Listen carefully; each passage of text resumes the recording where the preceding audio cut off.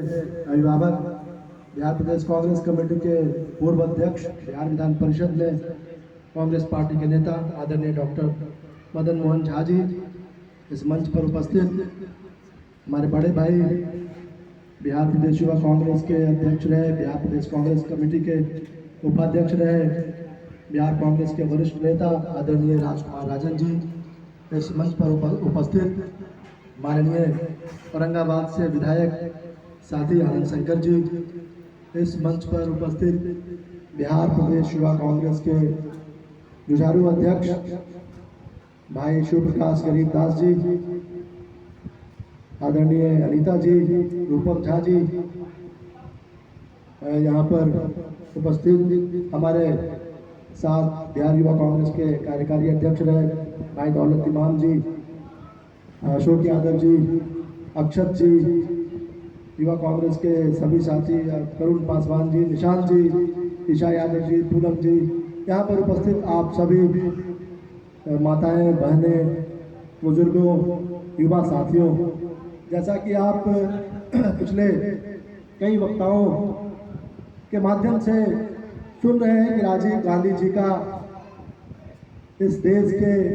विकास में, समाज के सम्यक निर्माण में, उज्जवल भारत के निर्माण में एक दूरदर्शी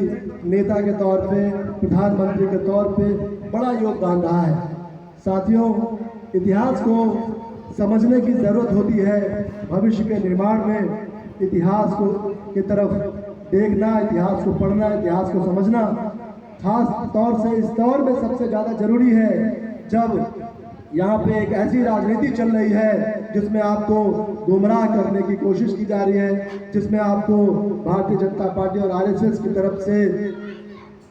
भ्रम के जाल में फंसाया जा रहा है, झूठ और सच के बीच के अंतर को खत्म किया जा रहा है। इसलिए मैं इस बात को जोर दे करके कह रहा हूँ कि आज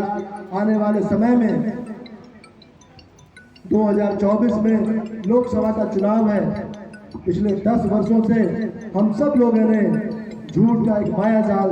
देखा है, लेकिन आज तो राजीव जी की जयंती का दिन है, इसलिए राजीव जी के बारे में बात करना ज़्यादा बेहतर होगा। मैंने जितना राजीव गांधी जी को जाना, समझा और पढ़ा है, उसमें यही देखा है कि राजीव गांधी जी ने देश के, समाज के आखिरी व्यक्ति के लिए, समाज के जो युवा वर्ग है उसके विकास के लिए अनगिनत योजनाएं लेकर के सामने आए।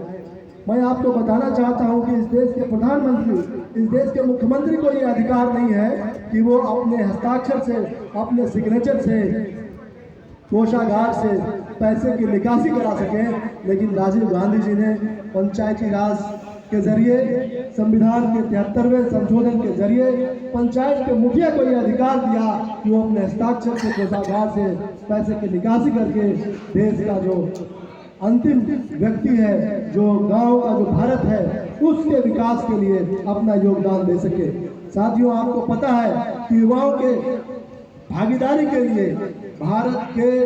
लोकतंत्र में, भारत के जो चुनावी प्रक्रिया है, जिसके तहत हम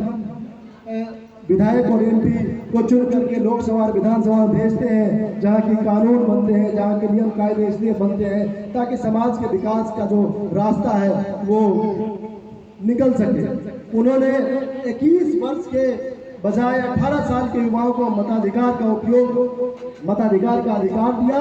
और उसके जरिए युवाओं को उन्होंने मुख्य धारा से जोड़ने की कोशिश की। आज से 4 दशक पहले, 40 साल पहले जिस डिजिटल इंडिया की आज बात हो रही है, उस डिजिटल इंडिया की रूपरेखा, उस डिजिटल इंडिया की बुनियाद उन्होंने 1984 और 85 में अपने प्रधानमंत्री काल में उन्होंने देने का काम किया। साथियों, इसलिए हम सबको राजीव गांधी जी को और ज़्यादा समझने की जरूरत है। मैं खासतौर से उन युवा साथियों से अपील करना चाहता हूँ कि आप लोगों को सिर्फ सोशल मीडिया में, फेसबुक और ट्विटर और उसमें समय केवल नहीं दे करके कुछ अपने जो इतिहास में महापुरुष हैं उनके बारे में आपको गूगल सर्च करके उनके बारे में जानना चाहिए। क्या राजीव गांधी जी हैं, इंदिरा गांधी जी हैं, नेहरू जी हैं, महात्मा गांधी हैं। आज उन सब के बारे में भारतीय जनता पार्टी और और आरएसएस जो है एक दुष्प्रचार का एजेंडा चला रही है, लाखों करोड़ रुपया खर्च कर रही है, उनके जो व्यक्तित्व है, उनका जो योगदान है, उसको गलत सही तरीके से बताने में। इसलिए हमारी एक खास तौर से जिम्मेवारी बनती है, हम अगर समाज के एक जागरूक नागरिक हैं, अगर हम इस देश के प्रदेश के एक नागरिक हैं, तो हमको भी इस समाज के विकास में अपना योगदान देना चाहिए। इसलिए आप सबको ये सोशल मीडिया के जरिए और गूगल के जरिए आपको जानने की कोशिश करनी चाहिए। इन्हीं चंद शब्दों के साथ हम अपनी वाणी को विराम देते हुए एक बार मुकुल यादव जी को बहुत बहुत धन्यवाद देते हैं कि आपने आज राजीव जी के जयंती के मौके पर एक इस तरह के शानदार कार्यक्रम का आयोजन किया। धन्यवाद।